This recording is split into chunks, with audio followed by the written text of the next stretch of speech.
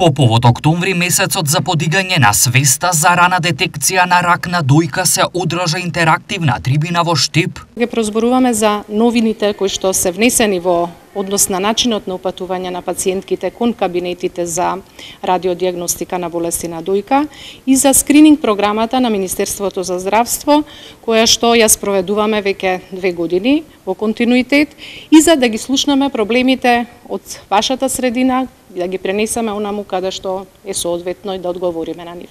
Одзивот за скрининг и рано откривање на рак на дојката и намалување на смртноста во Македонија во однос на европските земји е мал. Одзивот се уште не е таков каков што треба да биде. Се надевам дека во наредниот период се повеќе асимптоматски пациенти ќе доаѓаат во скринингот и нема да остануваат празни термини кои што за жал никој не ги пополнува, а пациенти кои што им треба преглед чекаат за преглед или се упатуваат неправилно во кабинетите за диагностичка мамографија.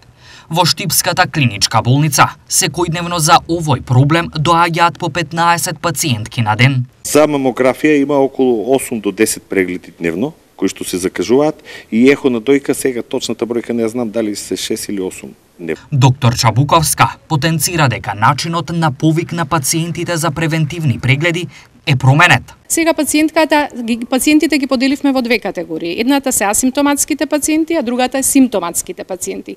Сите асимптоматски пациенти на возраст од 40 до 69 години одат во скрининг програмата и не имаат потреба да се пријават во кабинетот за дојка. На тој начин го растеретуваат кабинетот да го добијат термините во кабинетот се резервирани за диагностичка мамографија, што значи за пациенти со симптоми и за оперирани пациентки.